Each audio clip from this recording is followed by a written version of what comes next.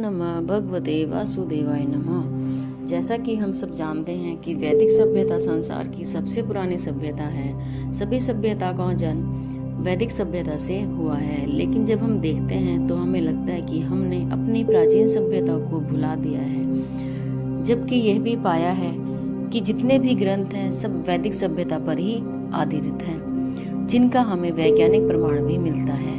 लेकिन फिर भी हम दूसरों किताबों और ग्रंथों को बड़े ध्यान से सुन लेते हैं, पढ़ लेते हैं, किंतु अपनी भगवद गीता जिसमें समस्त ज्ञान समाया है उसे हम धर्म ग्रंथ और उदासीन मानकर छोड़ देते हैं। तो आइए इसी क्रम की कड़ी को बढ़ाते हुए सुनते हैं अश्विन माह के कृष्ण पक्ष की एकादशी इंद्रा एकादशी कथा, जिसके सुनने मात्र से नरक में गए पितृ भी सद्गति को प्राप्त होते हैं।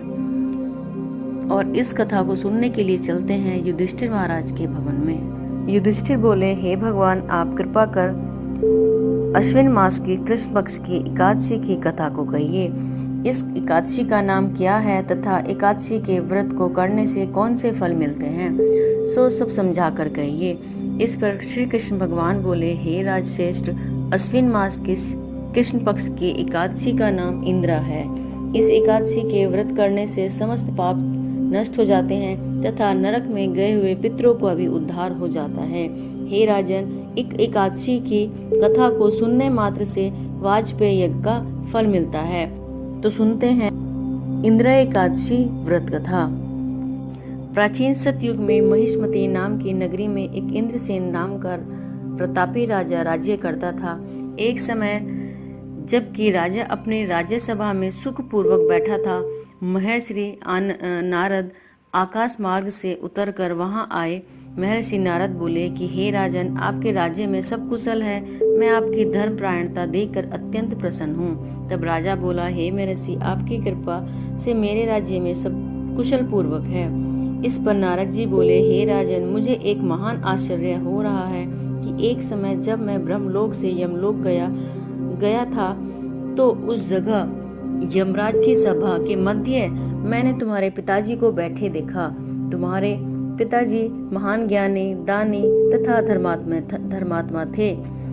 वह एकादशी के व्रत बिगड़ जाने से यमलोक को गए हैं। तुम्हारे पिता ने मुझे एक समाचार लेकर भेजा है कि यदि मेरा पुत्र इंद्रसेन अश्विन माह के कृष्ण पक्ष की इंद्रा एकादशी का व्रत करे और उस एकादशी का फल मुझे दे दे तो मेरी मुक्ति हो जाएगी। इस लोक से छूटकर मैं स्वर्ग लोक को चला जाऊंगा। जब राजा ने महर्षि नारद से ऐसे वाक्यों को सुना तो उसे बड़ा दुख हुआ और इंद्रा एकादशी के व्रत की विधि पूछने लगा कि हे नारद, आप मुझे इस एकादशी के व्रत की विधि बतलाइए। इस पर नारद जी बोले कि हे राजन, अश्विन मास की कृष्ण पक्ष की दशमी के दिन प्रातः काल श्रद्धा सहित स्नान करना चाहिए। इसके पश्चात दोपहर को भी स्नान करना चाहिए। उस समय जल से निकलकर श्रद्धा पूर्वक पितरों को श्राद्ध करें और उस दिन एक समय भोजन करें तथा रात्रि को पृथ्वी पर शयन करें। इससे दूसरे दिन अर्थात एकादशी के दिन प्रातः काल दातुन करें तथा स्नान करें। उसके पश्चात भक्ति पूर्वक व्रत को धारण करें और कहना चाहिए कि मैं आज निराहार रहूंगा, समस्त भोगों को त्याग दूंगा, इसके पश्चात कल भोजन करूंगा। हे भगवान, आप मेरी रक्षा करने वाले हैं, आप मेरे व्रत को निभाइए।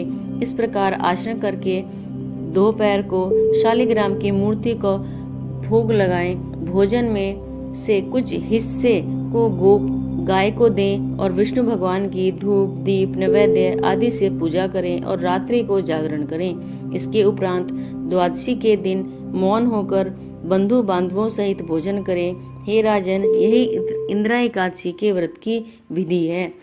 हे राजन, यदि तुम आलस्य रहित होकर इस एकादशी के व्रत को करोगे तो तुम्हारे पिताजी अवश्य ही स्वर्ग को जाएंगे। महर्षि नारद राजा को जब उपदेश देकर अंतर्ध्यान हो गए तो राजा ने इंद्रा एकादशी के आने पर उसका विधि पूर्वक व्रत किया।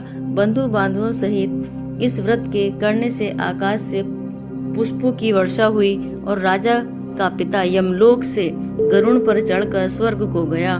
राजा इंद्रसेन भी एकादशी के व्रत के प्रभाव से इस लोक में सुख भोग कर अंत में स्वर्ग लोक को गए।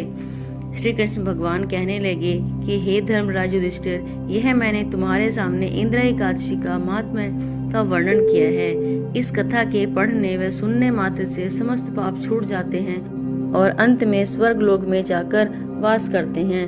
ओम भगवते वासुदेवाय नमः।